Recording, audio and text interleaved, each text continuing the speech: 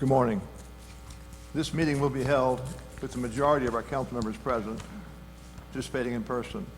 Councilman Neal will be attending via Zoom. The public can join this meeting via Zoom. In order to allow the town clerk enough time to make sure that everything is working properly and folks are able to join the meeting, we will begin the meeting in about 5 minutes or so. Anyone who wishes to speak during the public comment should type their name and address in the chat box, and you will be called on and unmuted when it is your turn to speak. Public comments that were submitted to the town clerk prior to the meeting will be read first. As usual, public comments will be limited to no more than 3 minutes. Thank you for being patient with us as we adjust to hosting electronic meetings. As it relates to public comment, anyone who wishes to speak during the public comment period should type their name and address in the chat box, and you will be called on and unmuted when it is your turn to speak. Public comments that were submitted to the town clerk prior to the meeting will be read first by myself or by the Mayor Pro Tem. As usual, public comments will be limited to no more than 3 minutes. Thank you.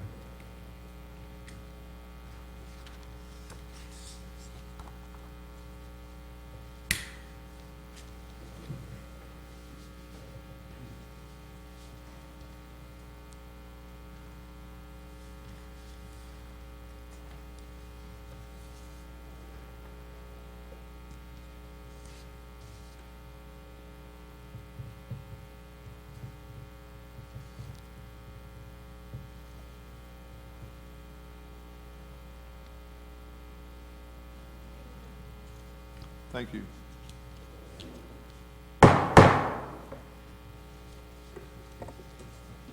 The Southern Shores Town Council Workshop Meeting for August the 18th, 2020 is now in session.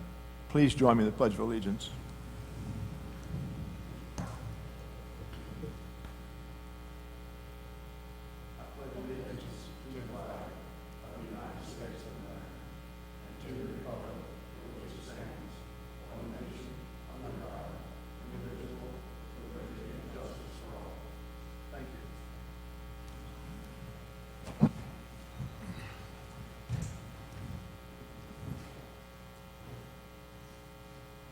I would now ask you to join me in a moment of silence.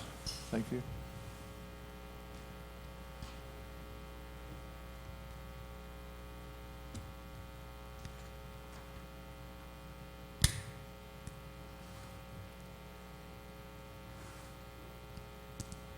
Thank you.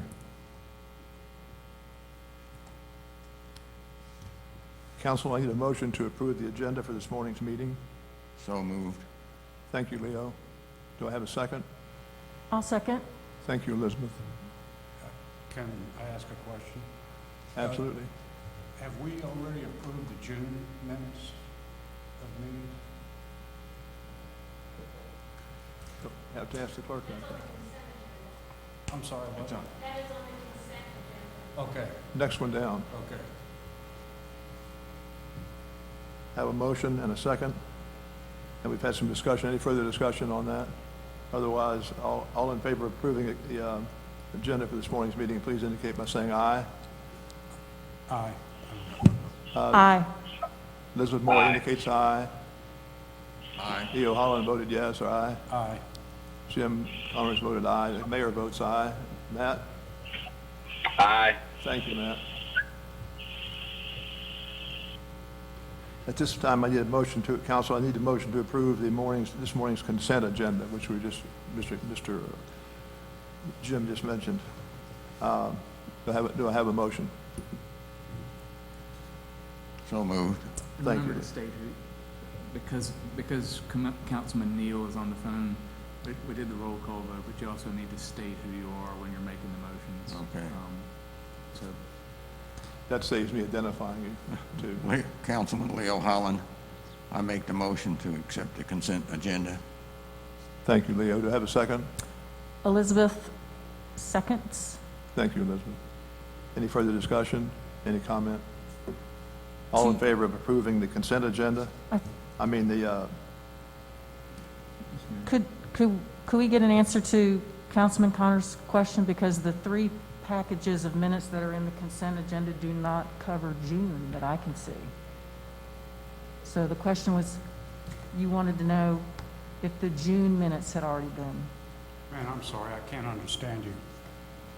You wanted to know if the June meeting minutes had been approved previously, I think? Yes, yes. That was my question to Sheila.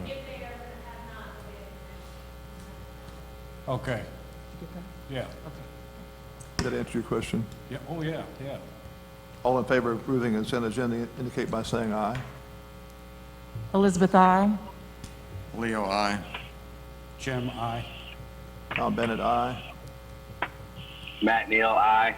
Thank you, Matt. Motion's been made and carried to approve the consent agenda.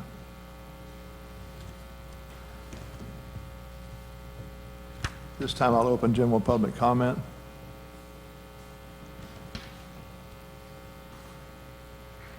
Anyone wishing to speak? Sheila? We'll hold it a little bit here and see what happens.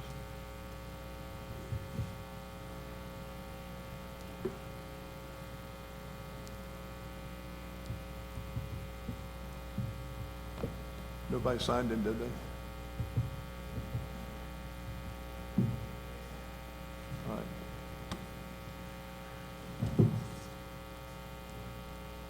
Moving forward, I'd like at this time to call on, I think, Wes Haskett for a recycle contract update and possible budget amendment. Tab 1 in your book, Council. Thank you. Good morning, Mayor, members of council. Town staff has been working with the town attorney to draft an amendment to the town's current contract with Bay Disposal for recycling. The draft amended contract establishes that our recyclable materials are to be taken to the RDS facility in Portsmouth or another recycling facility if RDS should become unavailable. If other recycling facilities are unavailable, the materials are to be taken to a waste-to-energy facility. Bay Disposal is currently reviewing the draft amended contract, and we're waiting on confirmation of acceptance. Town approval of the draft amended contract will enable the town manager to execute it if and when it is accepted by Bay Disposal. The proposed budget amendment would cover the difference in the cost of Bay Disposal service as established in the draft amended contract. Town staff recommends approval of the draft amended contract and authorization for the town manager to execute the amended contract following acceptance by Bay Disposal. Town staff also recommends approval of the proposed budget amendment.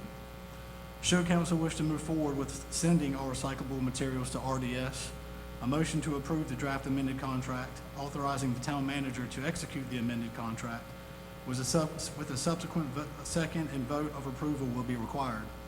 A motion to approve the proposed budget amendment with a subsequent second and vote of approval will be also required. In your packets, you received a copy of my agenda summary, a copy of the budget amendment number 9 for $5,701 to cover the cost and difference in what we're currently paying for our materials to be taken to Wheelabrator.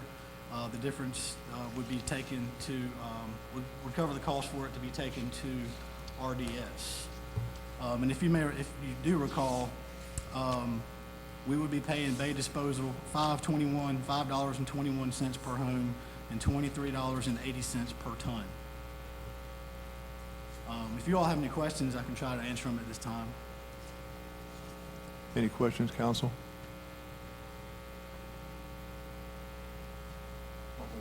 I have a quick question, if y'all can hear me.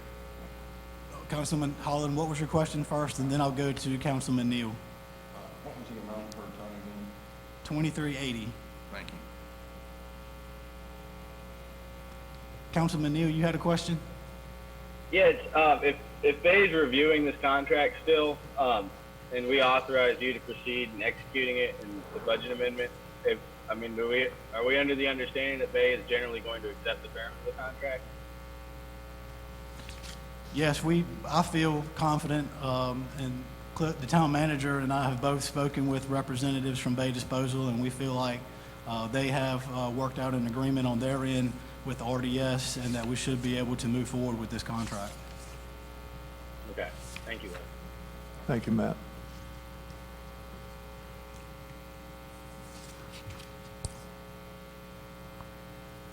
Council, I need a motion to approve the draft amended contract authorizing the town manager to execute the amended contract with a subsequent second. So I need a motion to approve the draft amended contract and the authorization to have the town manager execute the contract. This is Elizabeth.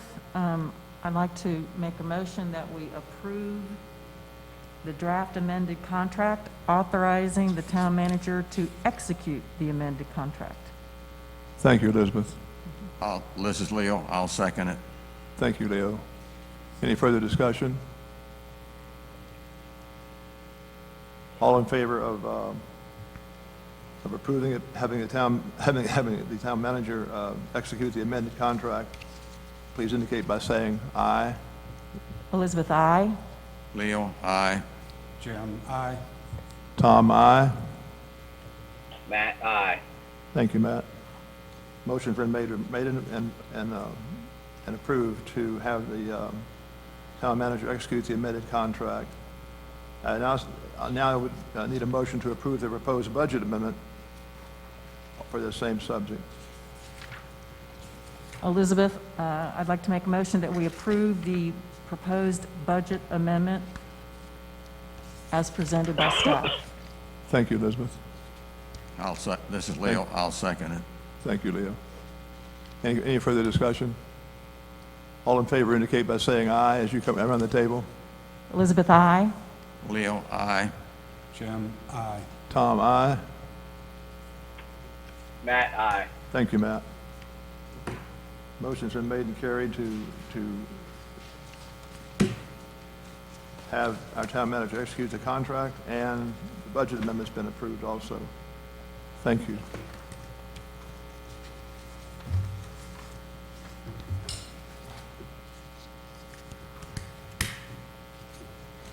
Next item on the agenda, council, is item B, annual monitoring initial permitting, task number 2, with a proposed budget amendment as well. I'll call on our town manager for that. Thank you, sir. Back in May of this year, the council was presenting a proposal from Coastal Planning and Engineering. It had 3 tasks associated with that proposal. Task 1, which was approved at that meeting, is the annual beach profile data acquisition. This, and Task 2, which was decided to approve in this current fiscal year, was the analysis and reporting of that data acquisition. This goes back as part of the 2017 project. There's a need to annually collect the data, do the survey, and find out how much volume of sand is left on the beach, and then report that out. The council did this almost identically, the same exact thing back in May of 2019. The volume change analysis is to evaluate volume change trends along the town's ocean front. Part of this analysis is done so that we understand how our beach is performing. It's something that you do also to help design the next project. You find out how much volume of sand you're losing annually, and you can compare that to what the average erosion rate is, and then you can start to build the next project based on the need. The reason this is coming to you at this point, task 2, it was presented then that task 2 that work would not be performed until the current fiscal year, so the council made a decision to delay the implementation of task 2 until this time. Ken Wilson reports from CPE that they've done the data acquisition, so they've completed task 1 at this point. So task 2 would be in order at this meeting to approve. A part of this, there's included a budget amendment. Task 1 was not. It was originally thought that task 1 would be completed by the end of the last fiscal year, and it was not. So in addition to fully funding task 2, there is a remaining, and I apologize, thinking about there.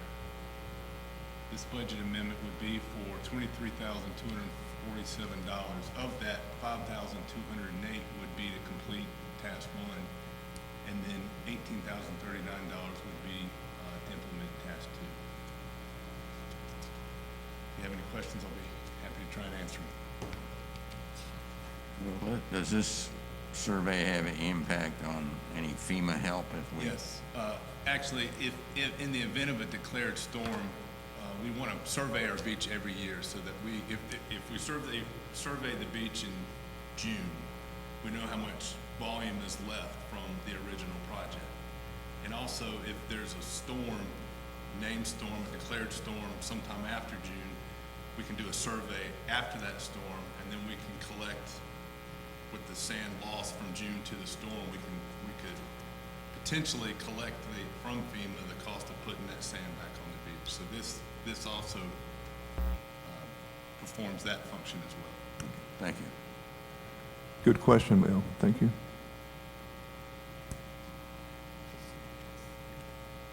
Any other questions for Cliff? Matt, do you have any question? No, Cliff answered my question already. Thank you. Thank you. So, Council, I need a motion to authorize the town manager to approve and initiate Task 2 via a letter of authorization to proceed to CPE-NC and to approve the associated budget amendment in the amount of $23,247. Do I have a motion to do that? This is This Leo. is I'll make Matt. the, go ahead, Matt. Thank you, Leo. I was going to make a motion to approve the budget amendment for Task 2 as presented by town staff. Thank you, Matt. This is Leo. I'll second it. Thank you, Leo. We have a motion and a second. Any further discussion? Hearing none, I'll call for the vote. All in favor indicate by saying aye. Elizabeth, aye. Leo, aye. Jim, aye. Tom, aye. Matt, aye. Thank you, Matt. Motion's been made and carried to move forward with this particular function at this time.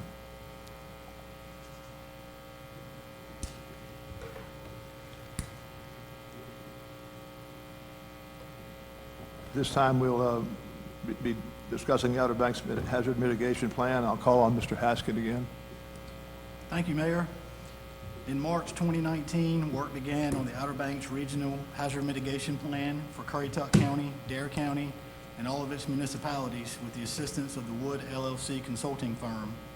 The town was represented on the Hazard Mitigation Plan Planning Committee by Planning Board Chairperson Andy Ward, Permit Officer Dabney Shelton, and myself.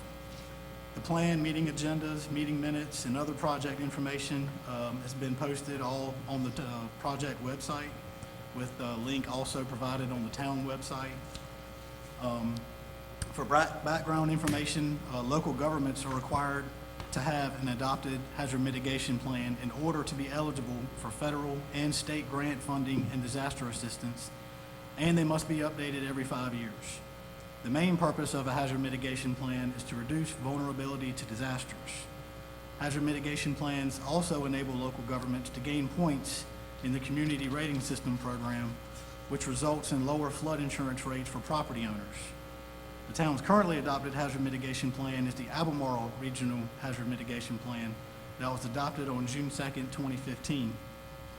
Staff recommends adoption of the Outer Banks Hazard Mitigation Plan through approval of Resolution 2020-08-01, which is the same resolution that Dare County, Currituck County, and all of the other municipalities, I believe, have already approved.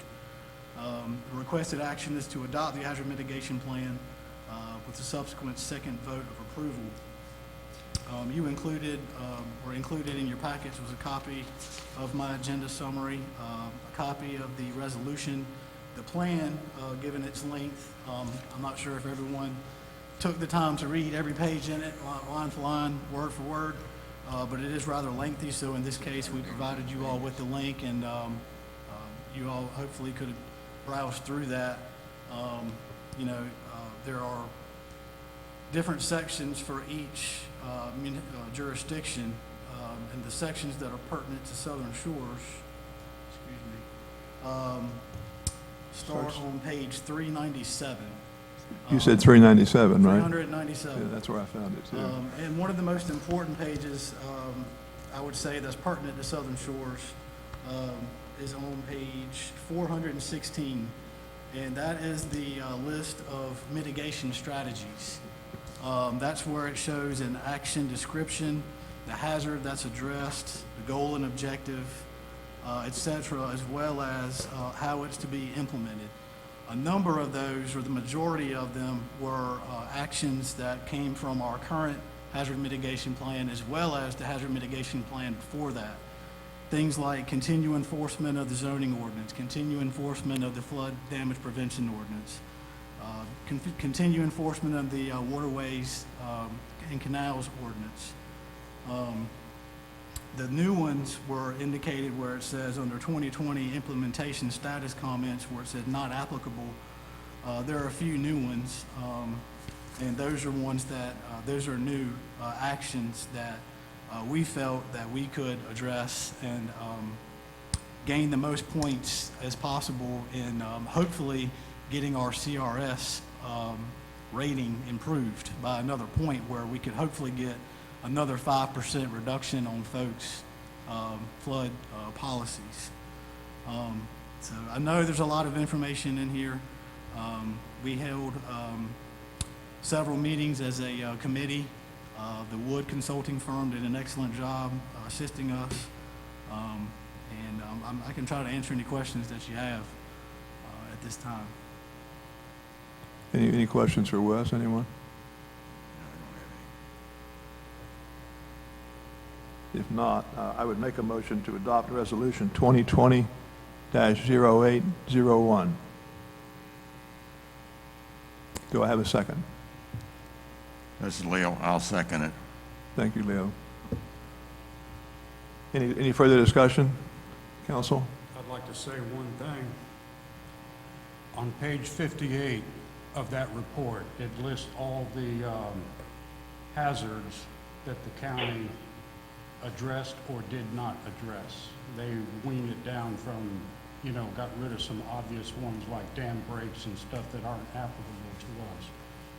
They said no on 3 things. A cyber attack, no, wait a minute, let me back up. They said that they did not address 3 things: sinkholes, an electromagnetic pulse, and infectious diseases / pandemic. I think we definitely need to approve this, but I would like to make the suggestion in our report or in our reply that next time they do a hazard mitigation plan, they include infectious disease pandemic. And the simple reason is that has had tremendous impact on us out here.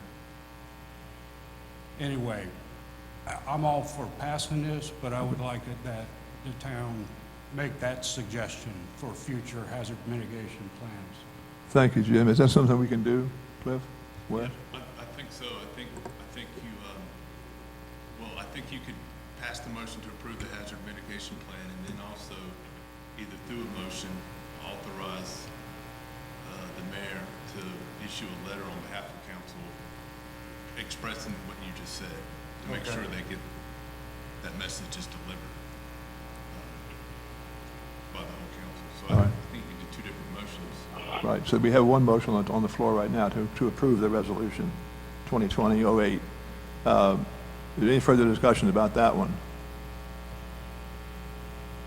If not, I'd ask for the vote. All in favor of approving a motion to adopt resolution 2020-0801, indicate by saying aye. Elizabeth, aye. Leo, aye. Jim, aye. Tom, aye. Matt? Aye. Matt, aye. Thank you. Motion's made to approve to adopt resolution 2020-0801.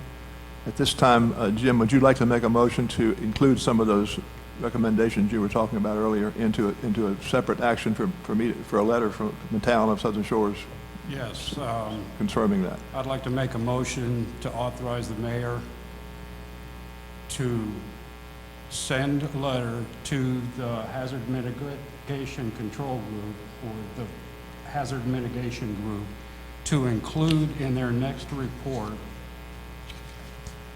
pandemic/infectious diseases. Provisions? A provision to cover that? A provision. Yeah, all right. Is that something that's workable, Wes? Is that something that's workable? Can we do that? Yes, sir. We right. can provide the letter to the consulting firm as well as the Hazard Mitigation Planning Committee so that when we meet again, everyone will be aware of it. And I'll request that we also, if we can ourselves, have the consulting firm pass it on possibly to State Emergency Management as well as FEMA. I need a second to Councilman Connor's motion. This is Elizabeth. I'd like to second. Thank you, Elizabeth. Councilman Connor. Any further discussion? If not, all in favor indicate by saying aye. Elizabeth, aye. Leo, aye. Jim, aye. Tom, aye. Matt, aye. Thank you, Matt.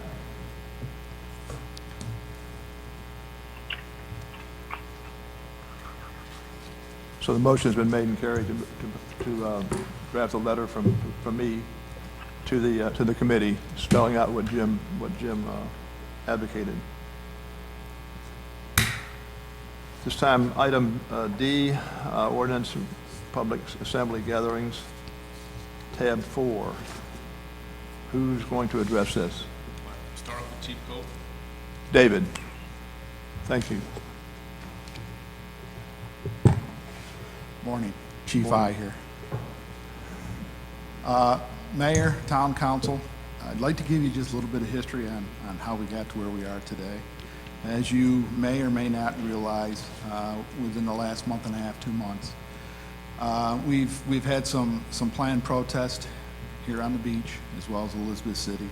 Our department, along with all the other agencies on the Outer Banks, were asked to assist with resources.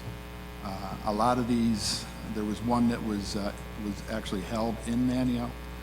There was another one that was anticipated to be held in the town of Nags Head, where we had approximately 7 to 8 days to prepare and put resources in place.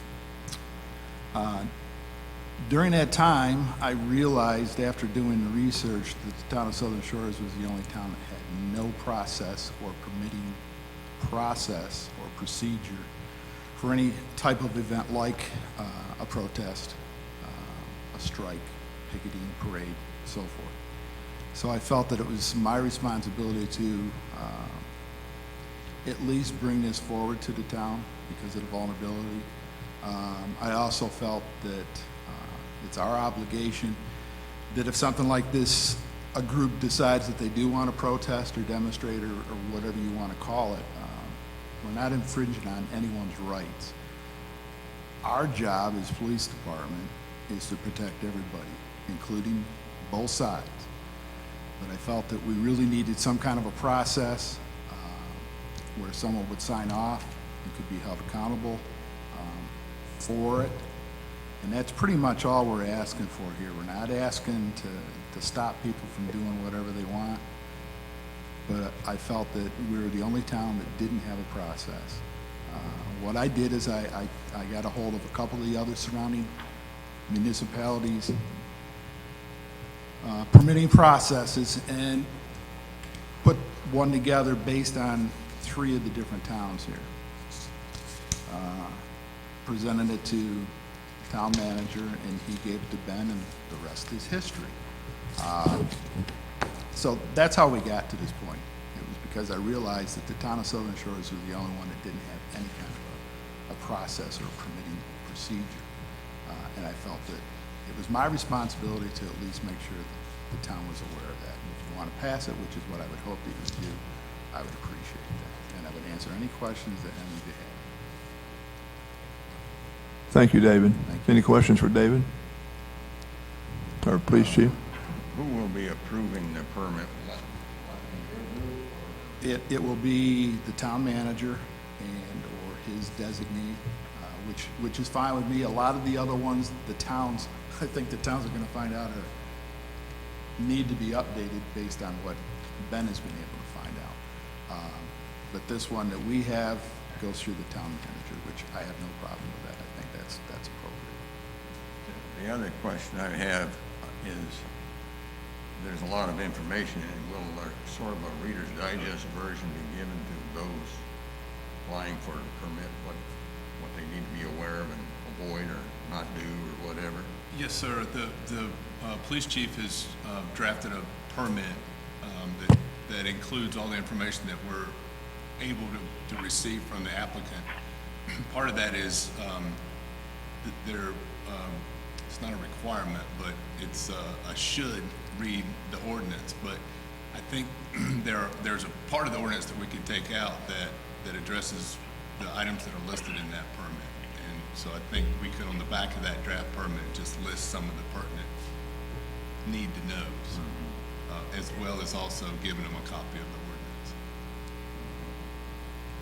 The only other thing I would like to add, just to be on the record, though the town attorney has told us that there's state law or some kind of case law regarding the time frame, I had initially asked for 72 hours, which is what all the other towns have. Cliff and I had discussed and said, well, maybe 48, and I understand that 24 is. I just want to be on record that I don't feel that's adequate. Someone come in here at 8 o'clock in the morning and said, I got 400 people showing up tomorrow, we're going to protest in front of town hall. 24 hours is not going to give me, as the police chief, enough time to gather the resources and put any kind of an action plan together to protect everybody involved, including the protesters or counter-protesters. But because that is what we've been told is 24 hours, then we have to accept that. But I just want to go on record to tell you, that's not an awful lot of time to plan something. The 3 protests that we were involved in, Elizabeth City, the possible one in Nags Head, and the one in Mania, we had more than a week where the police chiefs, all the resources, we actually had ample time to meet. We met 2 or 3 times during that time frame. So I do want you to know that. Thank you. Thank you, David. That's noted, too. I'll make sure that's noted in our comments. Mayor, if I could just piggyback on that real quick, it's important to know that these permits have to be issued, Well, that's my next question. so that we can't deny someone their right to protest, demonstrate, picket. We can put safety precautions and reasonable, request reasonable things be done, but we cannot deny a permit. So kind of expand on what he said, within 24 hours, we have to issue the permit. Maybe Ben can answer this one. You know, there's always the question of First Amendment in rights in there. Has there been any case law in somewhere else where a similar permit was able to sustain a court? Yeah, and what happened here, when I initially got the ordinance, or the proposed ordinance, I went and looked into it, and surprisingly enough, First Amendment case law changes all the time. It's a lot more fluid than people would expect, but the most useful recent case with regard to what's going on here was a case that came out in 2008 in federal court related to the city of Raleigh. And to the extent I could, to the issues that were addressed in that case, I modified the ordinance that was proposed to address those issues, and in some cases used the city of Raleigh's ordinance to replace things that were provided in the ordinance, such as the 24-hour provision. The city of Raleigh initially had a longer provision, but during the process of that litigation, they changed their provision, and that was part of the fight. And the court ultimately said, the court actually seemed to have some heartburn with 24 hours. So they didn't say that another number would be too far, because that wasn't the number they were dealing with. But they had some heartburn with 24 hours, but ultimately said 24 hours is okay. The initial provisions also had the ability for a permit to be denied for various reasons. And part of what the court went into was that the better process is to grant permits, grant them quickly, limit restrictions upon them, but then have acts that can occur during the actual protest that are problematic. Deal with the acts if they happen, not try to deal with them ahead of time. So the ordinance had a fair number of things that it could have dealt with ahead of time that I shifted to a provision that if they occurred during the assembly, then they would be addressed then. I can't guarantee that any of it's perfect. That's why we have litigation about ordinances that go back to the beginning of time, and we'll have more. But in terms of the majority of issues that have recently come up in case law, most of them have been addressed here, and in one form or fashion. I think you've got a red line copy where I made some changes to what initially went out. One of the things that was dropped from that was something, things about the carrying of weapons. And we've probably all seen the news where there were various protests in various areas where people carried weapons. And the law is messy in that regard, and state law actually covers the carrying of weapons or the fact that you shouldn't carry weapons in general at parades, demonstrations, and funeral processions, and something else. But it's also specific and says that you can carry concealed at, I think, parades and funeral processions, but not the other demonstrations. So rather than have something in our ordinance that would be our problem for enforcing it, it was better to just go ahead and backtrack and let's just follow the state law on that, because it covers most of the ground there, but we're dealing with a state problem rather than the town creating an ordinance that might be too far, too less, or whatever. But otherwise, if you have any questions, I'll be glad to. The other thing that I would note is that one thing that was not in the original proposal but has to be is a small group exception. So that's something that's come through the U.S. Supreme Court and it's been passed through various appellate decisions, is that there has to be a small group exception. In this particular case, I picked 10 because that's what Raleigh's ordinance had. And Raleigh's ordinance survived scrutiny on the small ordinance exception, and so 10 should work for y'all. The case law seems to suggest that you have to have one, but that the number's really within your discretion based on what you decide. So having one at some number is appropriate, but I'm not going to say that if you want something different than 10, you can change that. The only question I have on that is, sometimes these protests, whatever you want to call them, starts out with a small group. You could start out with 10 in today's social media. All of a sudden you could have 30 or 40. So where do we fit into that if we have to administer that? I think that the best thing to do, you have to deal with estimations in getting the permit, right? And if more people show up, then that becomes a demonstration, and it may be a demonstration that requires a permit, but one way to address that is to have people break up into groups of 10. Or if you saw one interesting article that I read about the legal analysis of the protesters in Raleigh, who you saw 4 or 5 guys carrying around guns, and they had talked to somebody ahead of time, and they didn't say they were carrying around guns to protest. They were just wandering around with guns, and they weren't protesting. That's what they said. They weren't protesting anything. So there's always facts that get in the way of the easy analysis of what's going on, and I think that's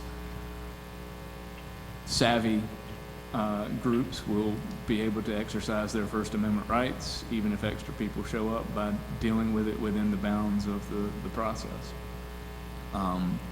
Otherwise, I think absent violence and other things that you probably would want to err on not enforcing anything that restricts speech if something happens that couldn't be predetermined.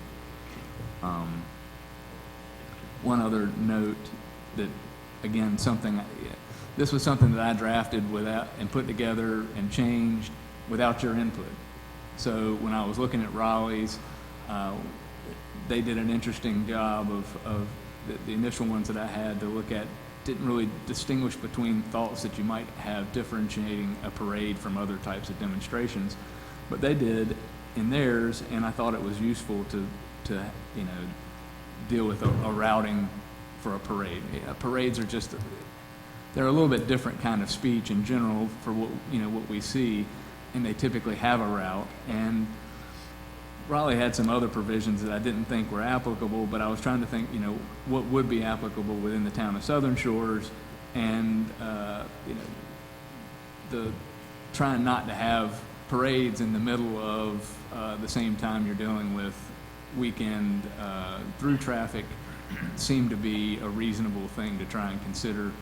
But you're welcome to adjust that provision in any way you feel, and the time frame from 7 p.m. to 8 a.m. I mean, I think that's a reasonable time, place, and manner restriction in a small town like the town of Southern Shores that doesn't really have any, you know, downtown or commercial district that's away from people. You're always going to be relatively near residential areas.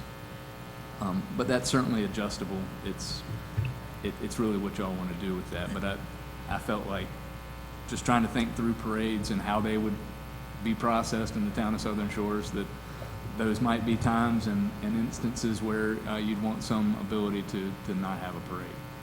Is That something- speaks to the very question that I wanted to ask of you, because there's a lot of people that might want to have a parade in efforts to solve the cut-through traffic on some of the busiest streets. So that's the one provision of this that I kind of raise my eyebrows about.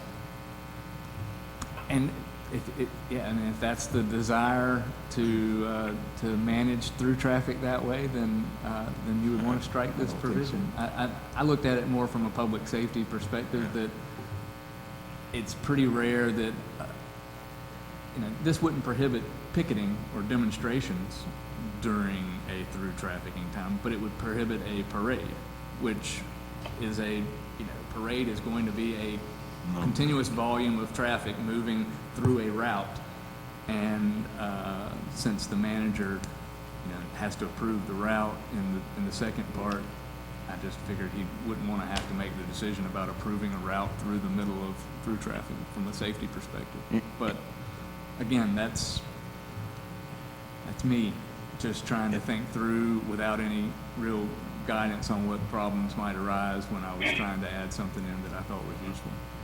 I'm not trying to bring up the cut-through traffic issue in this discussion, but that is an option that's been floated around by at least a few folks before. And it certainly wasn't my intent to put that in there to try and prohibit someone from using that to stop cut-through traffic. I was just looking at it as it's going to be really hard to do a You're parade talking when what? there's cars stopped on the road. You're talking from 7 p.m. to 8 a.m. If you're going to be addressing a cut-through traffic issue, most of them are where they're going to be by 7 o'clock at night. But the question I've got is, in the permitting process, could that time be adjusted, say, for one parade instead of 7, you make it 8? Can you build that flexibility in, or is that, or do we got to have it? Yeah, I mean, I think you could put this as a flexible thing, but the problem is it's easier to have a set number than to ensure that you act objectively in making decisions. You'd have to come up with some standard that allowed you to adjust it, rather than, it couldn't be just a pure discretionary standard about the time, because that invites somebody to say, well, you can't have it when you want it, but give somebody else the same, different treatment. As I think about it, if you did it for this one, why aren't you doing it for me type Right. scenario? So if it's locked in the ordinance, you can't do it here, there's an easy answer. Nobody gets to do it, I don't care what you do. But if you try and make it adjustable, you've got to have some sort of standard to follow that's objective to some degree, so that someone can make a decision if there's differentiation between two groups, because you can't just say, well, this one could and this one couldn't for no justifiable difference. How easy, you know, if we pass this, how easy would it be to go back, say, 6 months, year from now, and make adjustments as we maybe see that would be fit the situation differently? This is a police power ordinance. You can adjust it without a public hearing, and you really don't even have to have it on your agenda or put it, you could just bring it up at a meeting and make a vote to do it as long as it's in writing and in front of you. So that, contrary to, typically what y'all are dealing with are zoning ordinances, so they have to go through a process with the planning board and all the other steps and considerations, but minor changes to an ordinance like this are a lot simpler. Let me just interject here. I think that we want to keep this conversation going, and we have more questions. I think that's okay, but I want to make a motion that we adopt TCA 2020-0801 at this time, and would ask for a second to that motion. Can you state who you are? Can you state who you are? I'm sorry, it's Tom Bennett, the mayor. I made a motion to adopt TCA 2020-0801 and ask for a second. I'll second it. This is Leo, I'll second it. Thank you, Leo. Any further discussion? Any further questions? Yeah, I had a couple that I was hoping to get in before a motion was on the table. But if you can hear me all right, the definition of public assembly, I've been kind of tripping over some of the words in it, specifically the middle part of the statement where it says promotion of such persons. Matt, I can't hear Yes. you really well. Can you speak real close to your microphone and speak up a little bit? Yeah, give me a second real quick, All right. man. Sorry about that. Can you hear me okay at this point? It's about the same, but I'll try and watch. Bear with me just for a second.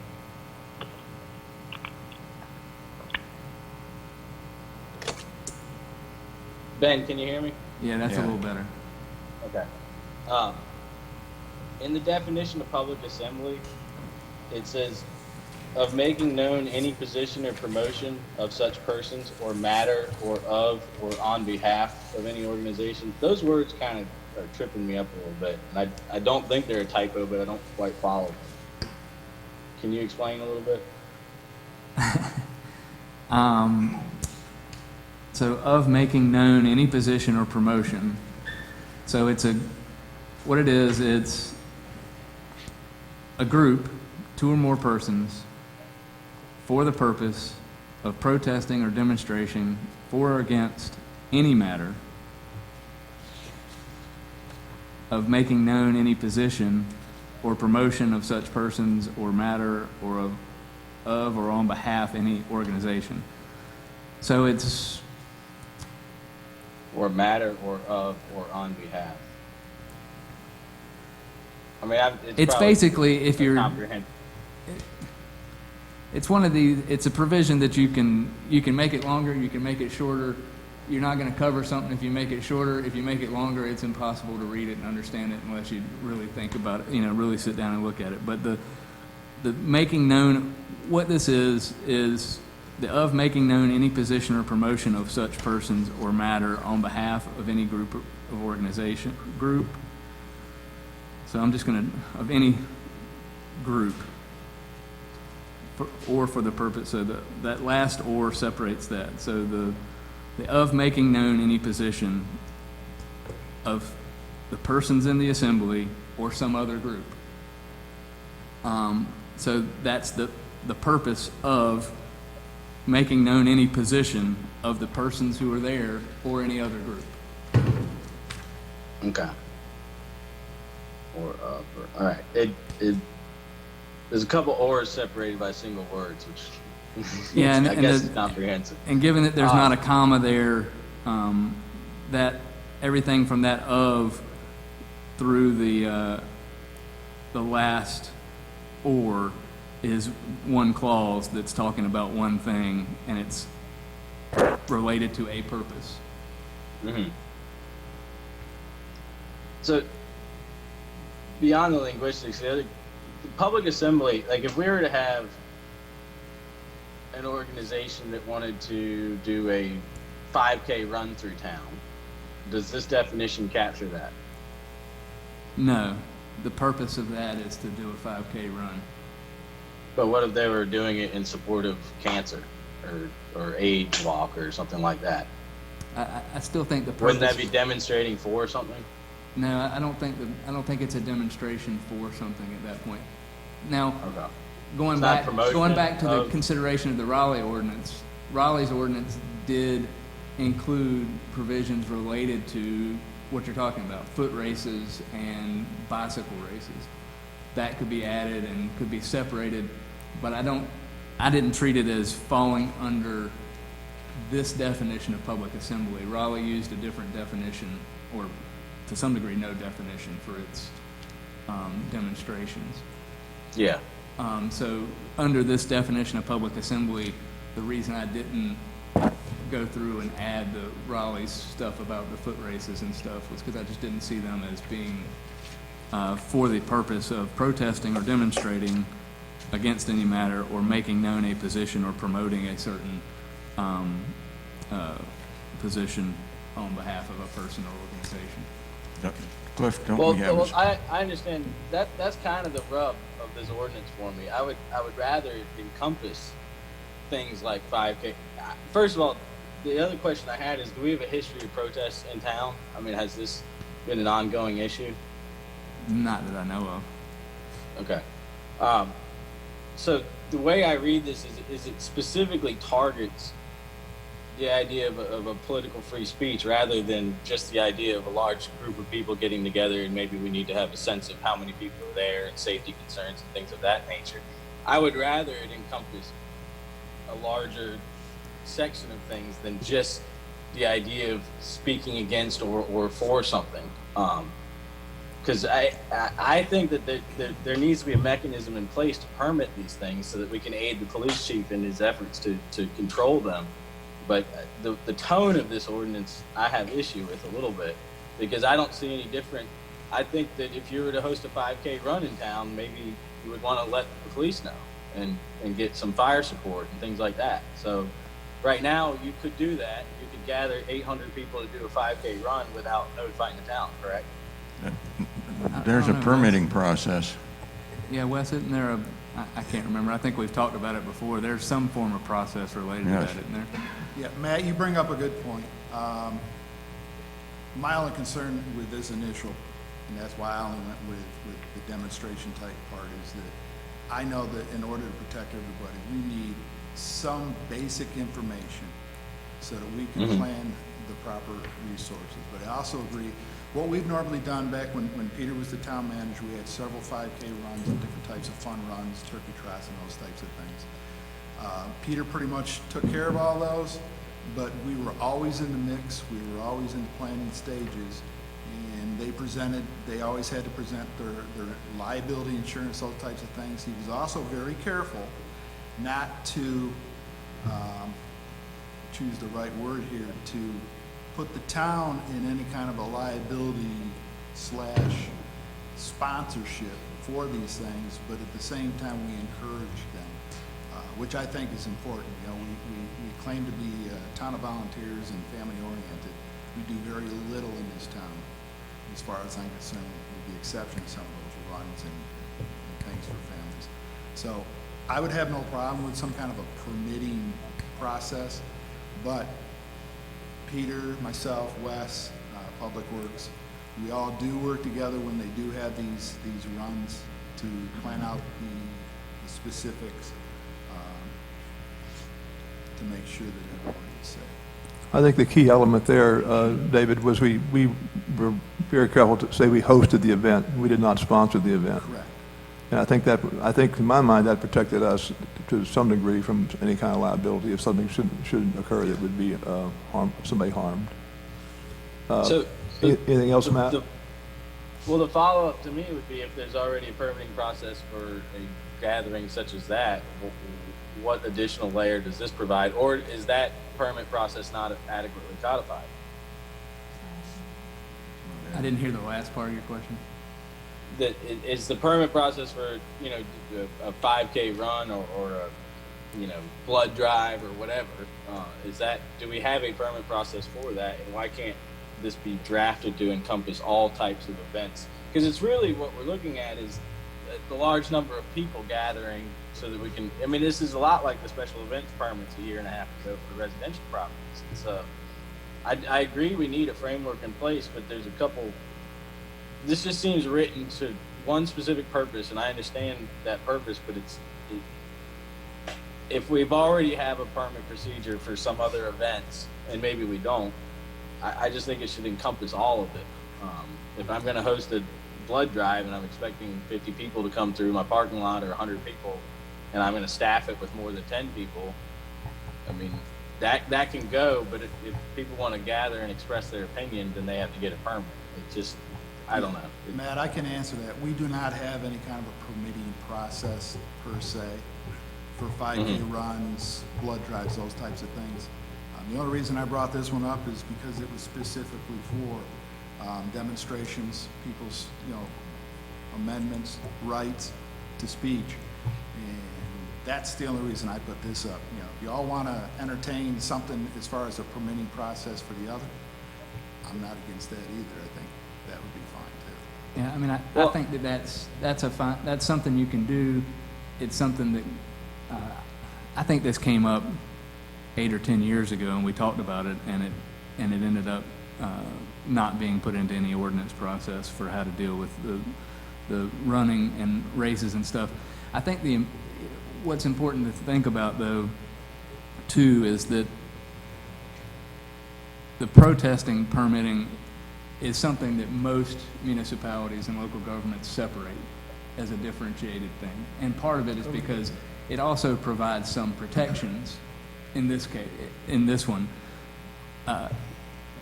with regard to things like runs and other things where people are going to do them, where they're not doing a demonstration. The town typically has the discretion to just say no,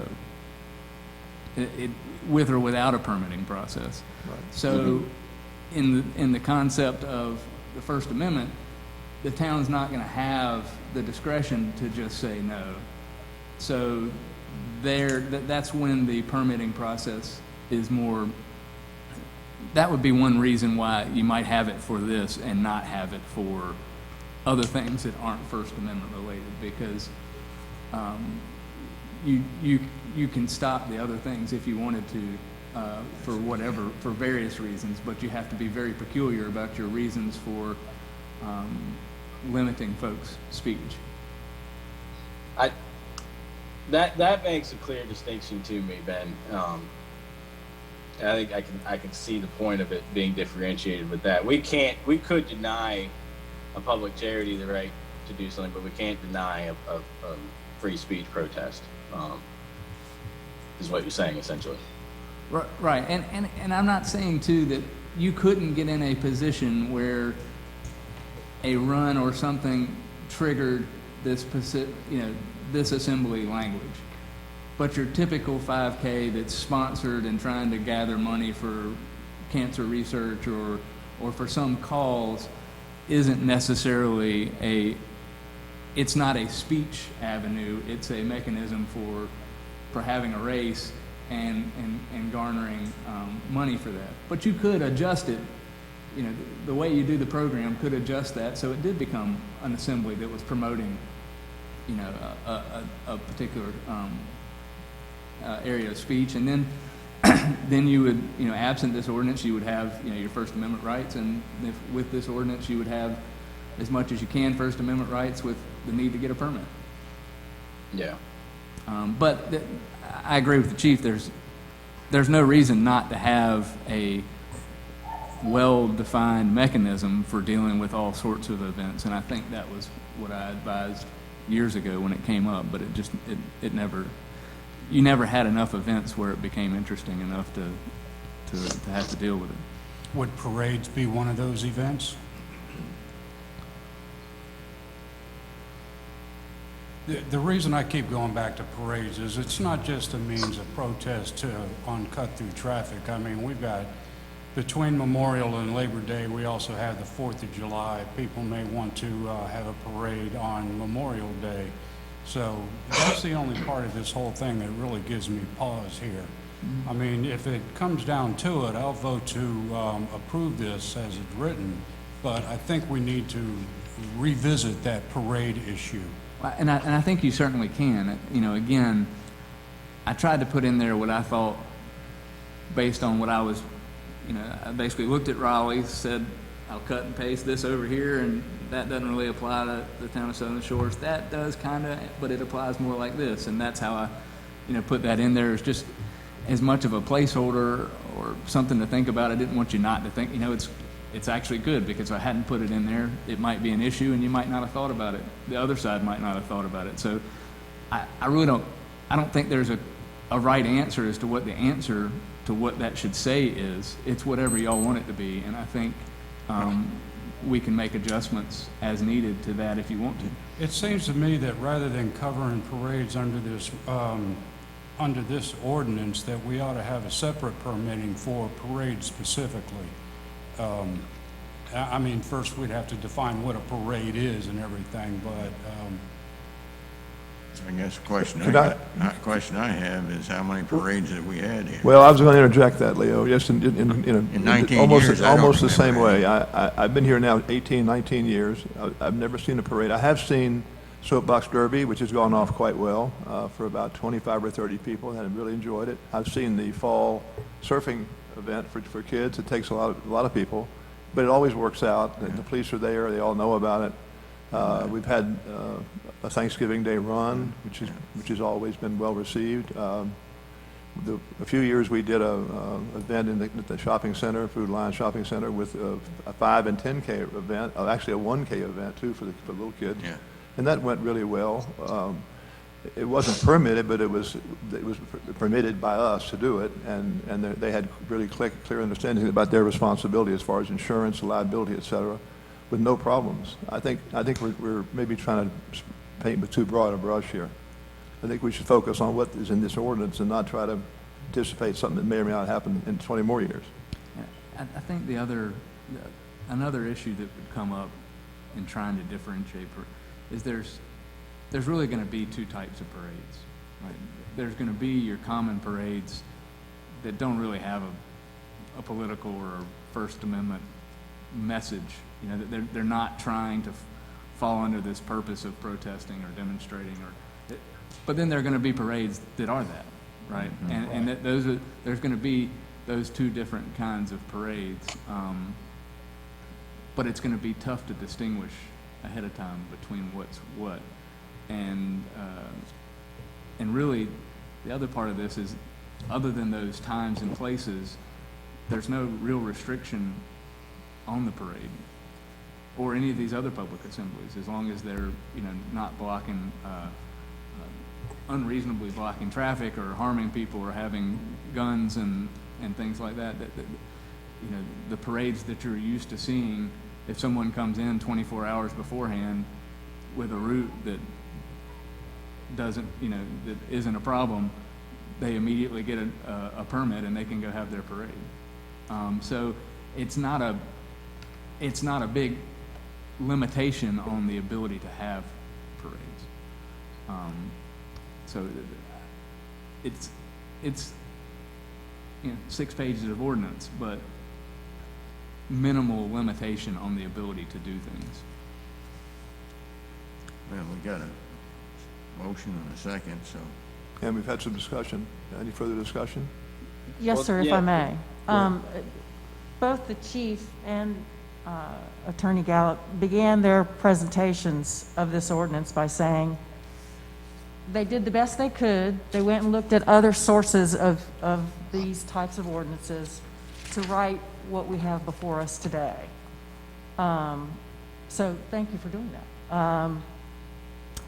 But you also stated very clearly that First Amendment legal questions are constantly changing. So I think what we recognize as a council is, if we vote to adopt this ordinance, which I am in favor of because Chief Cole is behind it, Town Manager Cliff Ogburn is behind it, But I think what we recognize is what Leo said before, which is if we have to amend it down the road, it's not going to be a problem. It's an easy process, and Attorney Gallup confirmed that. So just to sum up, if we put this on the books now, we recognize that we may have to make some changes.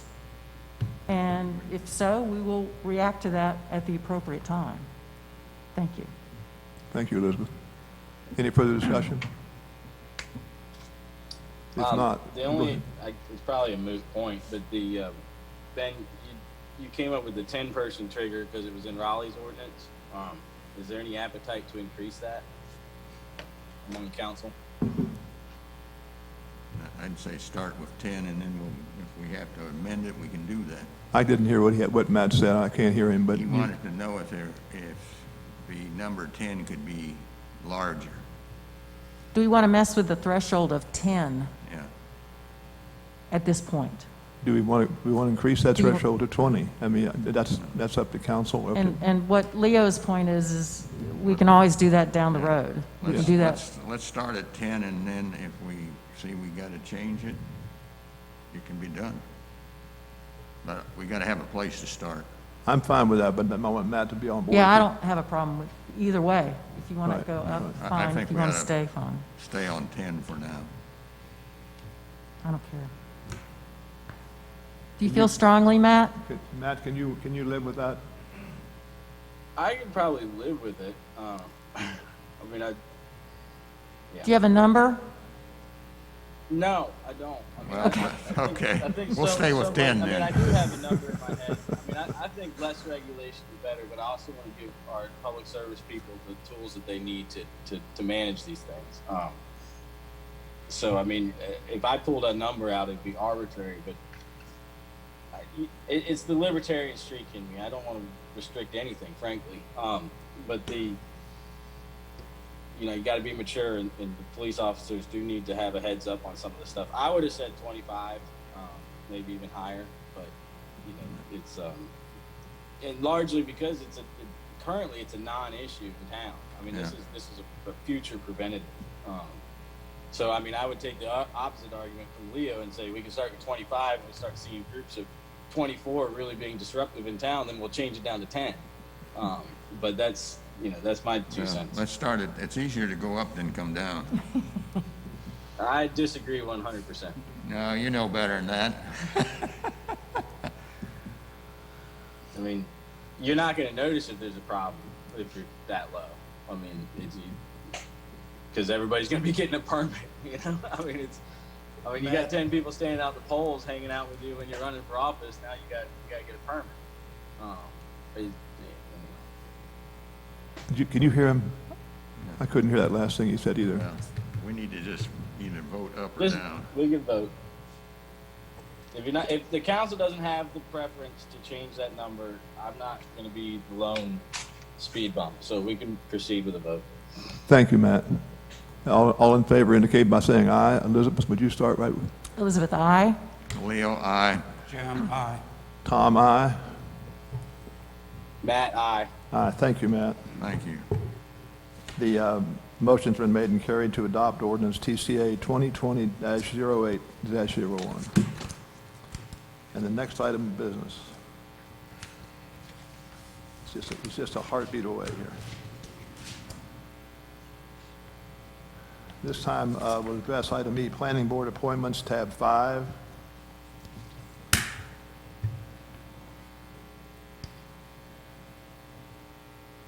Planning Board Vice Chairperson, I'm going to read this just so the public knows.